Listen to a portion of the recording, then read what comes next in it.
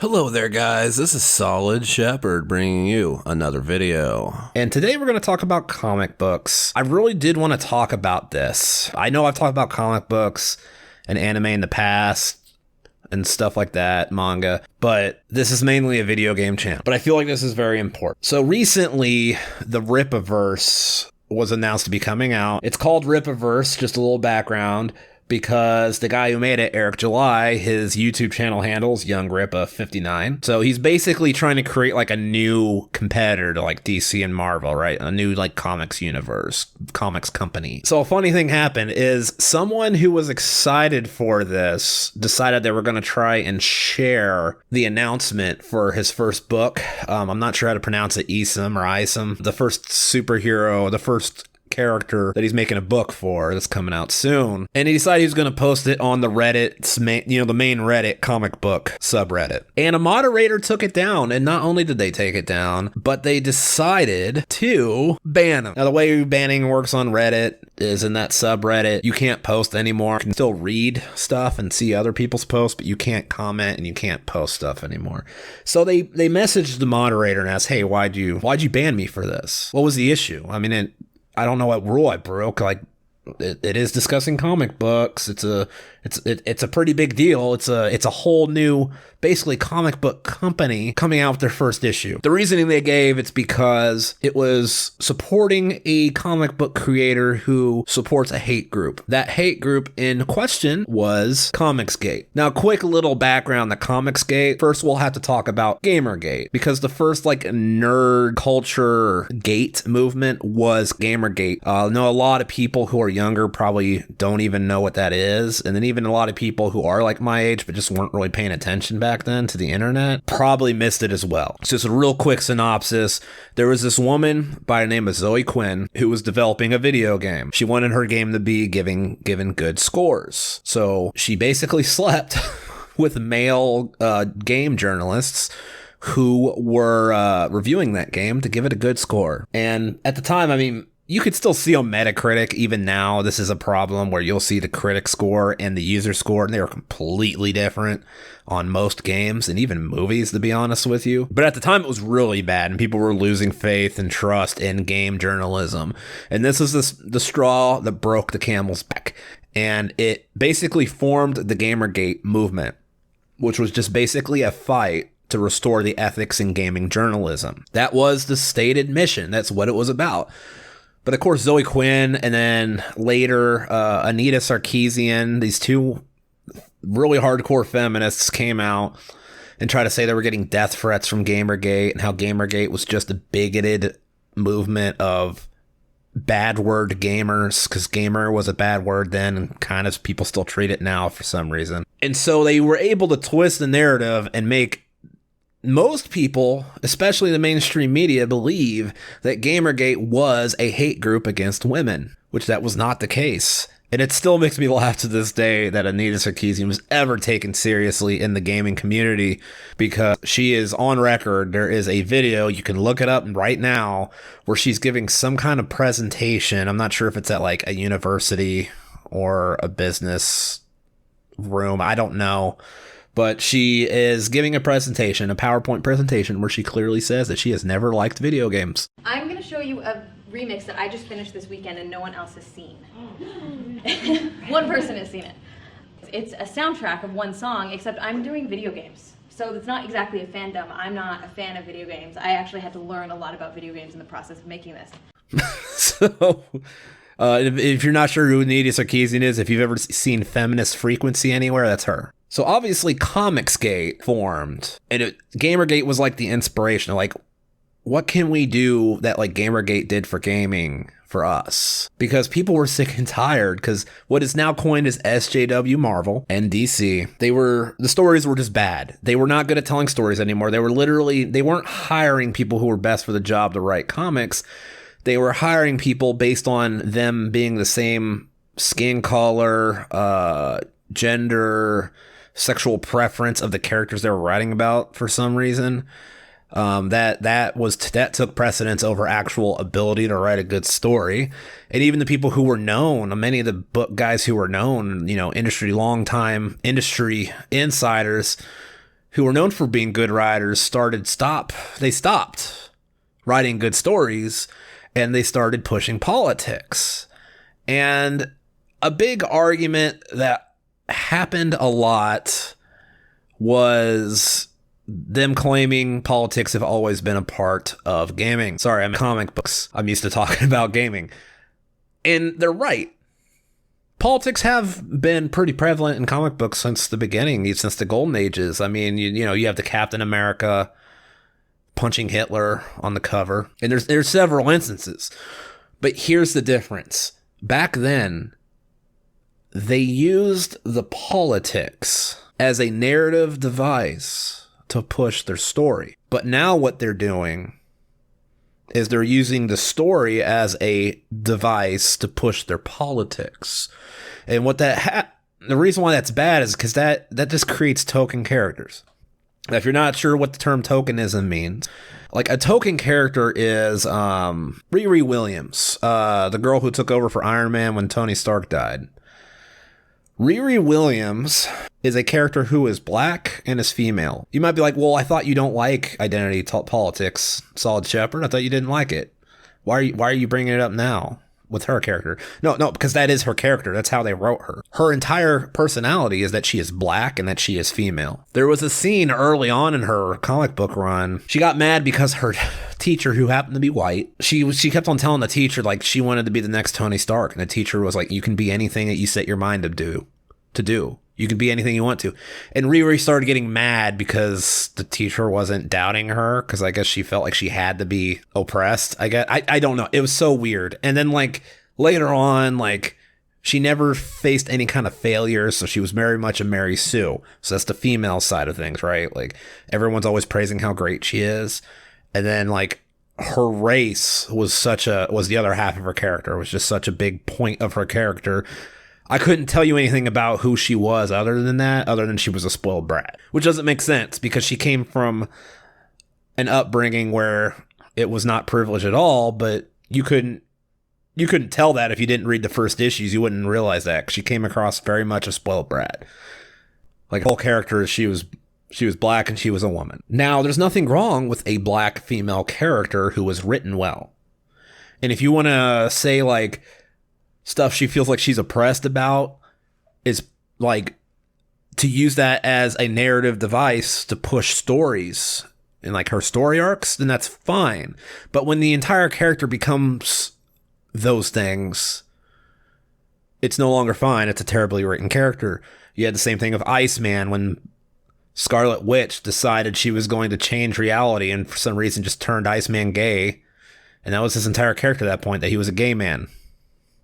That was it. Couldn't tell you anything about his character other than he was gay. That's it. He was a token character. And that's another thing too, is a lot of times they will take these established characters and instead of creating their own characters with these qualities, they will take loved characters and turn them into token characters, which isn't great because if representation really is that important, why are you taking some of the most favorited representation from white kids away? Oh, I forgot, no one cares about white kids because they're white. So that's what Comicsgate is about. It is not about hating anybody. It is not a hate group. It's about wanting Marvel and DC to get back to telling good quality stories and stop preaching to people. Okay, politics isn't interesting. We talk about it all day, every day on Facebook and Twitter. No one cares. If I open up a comic book, if I start a movie, if I start playing a video game, and I'm hit with the same stuff I talk about on a daily basis 24/7 anyways, that's very uninteresting. If like that's all the meat that's there, that's very uninteresting. Nobody cares. We're going to shut the book. We're going to turn off the game. We're going to switch the channel to something else. So Comicsgate, in essence, exists to make comic books great again. Basically, without a better way of saying it. That's all it is. It's not a group of people saying we don't want black superheroes. You'll never hear a Comicsgate supporter saying Black Panther shouldn't exist. No one's saying women shouldn't be in it. You will not hear any Comicsgate supporter saying Captain Marvel shouldn't exist. Now, we will be saying Captain Marvel should be better, should be written better, because it's written god-awful right now. We're a group of critics who want the books to be good again. We want Marvel to be good again. I love Spider-Man and Batman, and man, I'm really excited for the Rippaverse, but there's a part of me that I still love Spider-Man was like my favorite superhero growing up. I remember my mom got me this little plushie where he had like the Velcro on his hands and feet, and you could like stick him on the couch and stuff. I was so happy when I got that plushie. I'm kind of outing myself. Kind of a tender moment right here, but I used to sleep with that Spider-Man every night. Like I love Spider-Man. I deeply care about that character. And to see him butchered with the rest of Marvel right now hurts. It really hurts. You see, people who support Comicsgate aren't just a hate group. They're people who actually care about the comic books, about these stories, about these characters. We care. That's the point. That's Comicsgate. It's not a hate group. You will be lied to by people on Reddit and people on Twitter. It's not a hate group. There's nothing about it that's a hate group. Watch any of Eric July's videos. By the way, Eric July, not that this matters, he would tell you this doesn't matter. He's not some white man. He's a black man.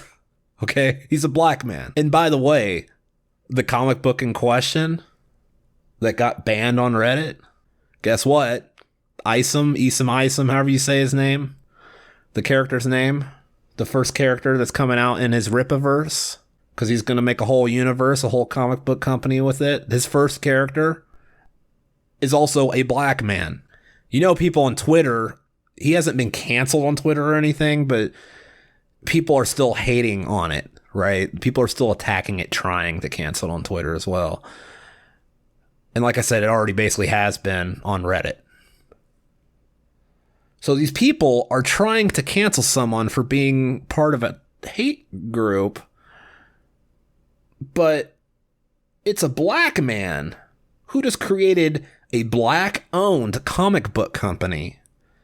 And the very first, possibly most iconic character in that company that he just created is an original black character. These people should be jumping for joy.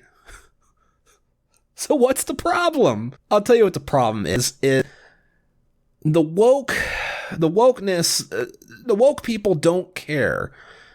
Okay? They don't care about black people. They don't care about gay people.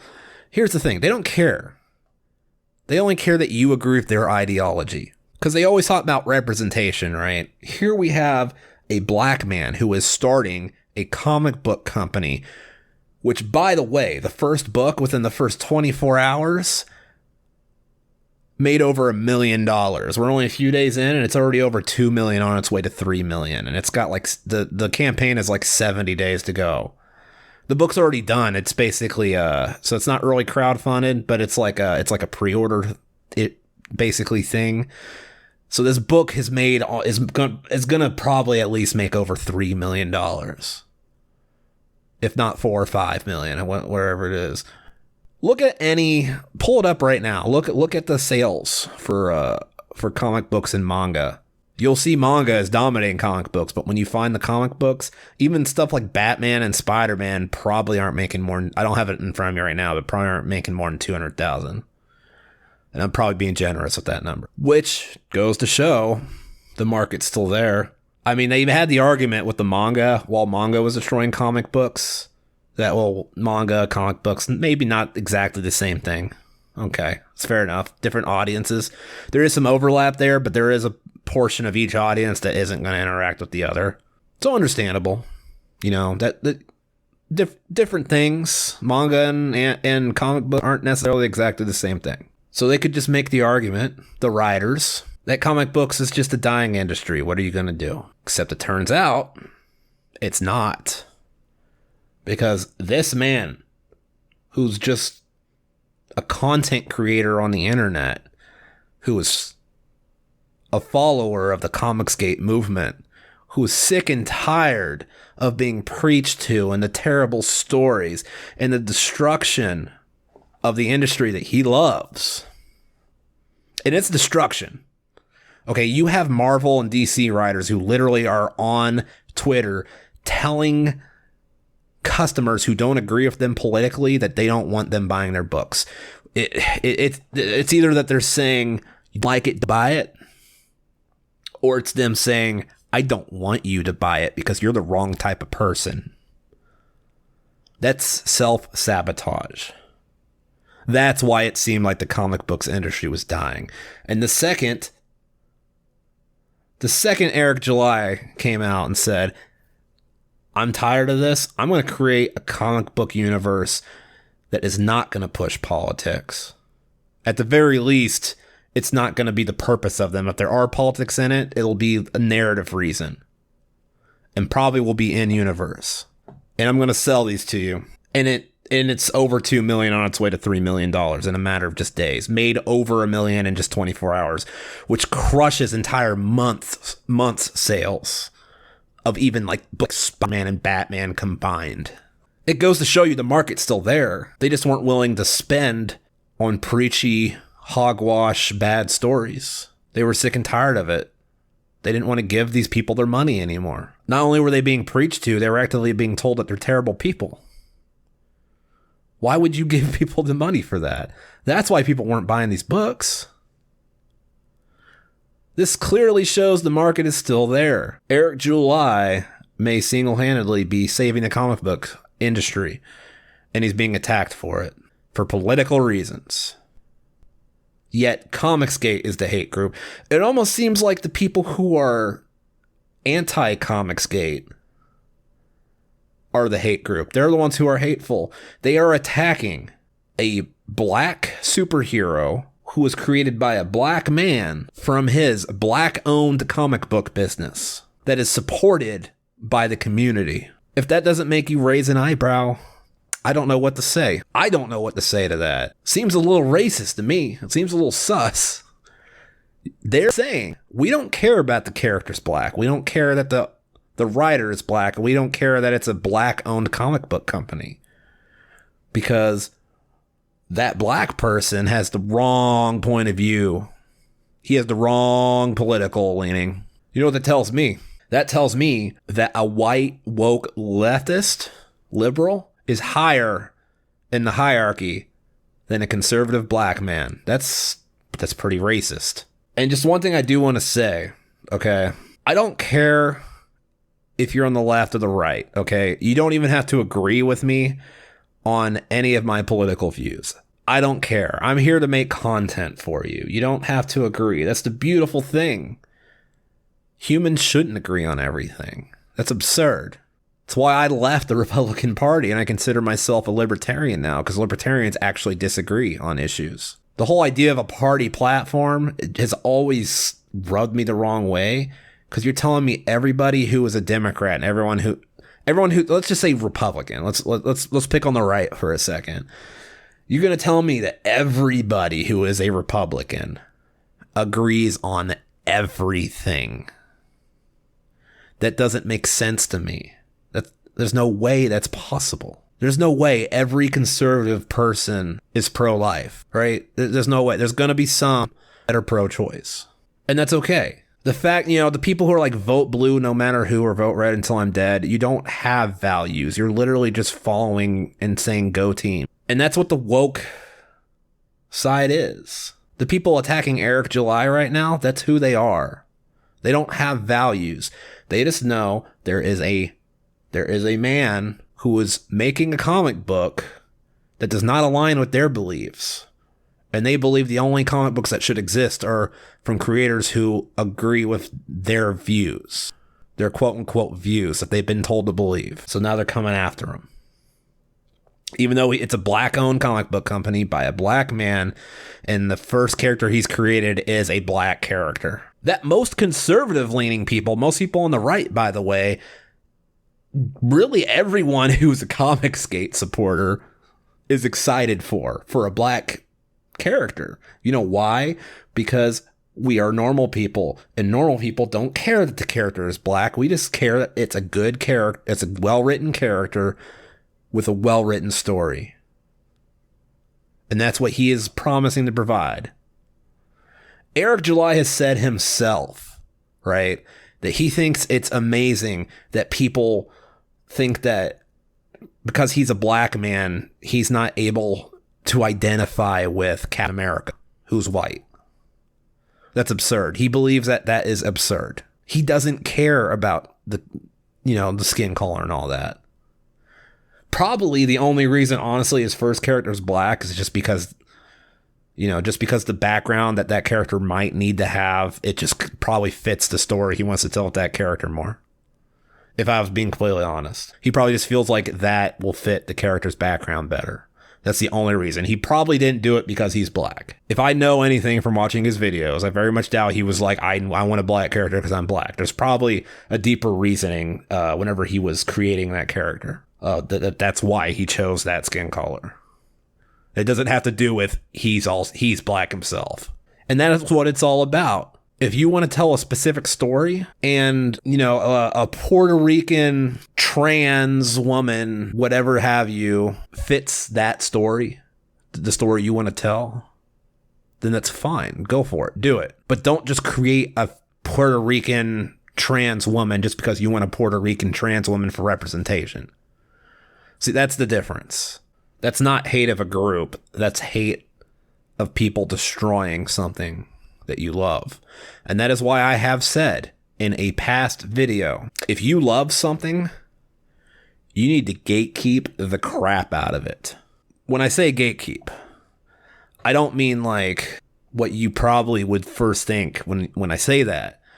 If there's someone who genuinely loves that thing, like someone who genuinely loves video games, then no, you don't need to gatekeep them. But there's someone like Anita Sarkeesian coming into video games or comic books or whatever have you with the express reasons of changing it because they don't like the way it is. We'll tell them to shove off, leave, go. It's not for you. Just as many of the Twitter comic book writers have said. It's not for you. Go somewhere else. I'm sure there is a community for you. This is our community. And we like it this way. Because if you don't gatekeep those people, they will come in and fundamentally change it just like they did with the comic book industry. And you end up with your last hope as one man who finally had enough, so he decided he's going to start his own comic book industry. And if someone doesn't man up and do that, then it'll just die. It'll just go away and you won't have it anymore. So I definitely suggest people support Eric July here with this. Not necessarily go out and buy the whole book if you don't want to buy it. Just I'm sure he has a Patreon or something.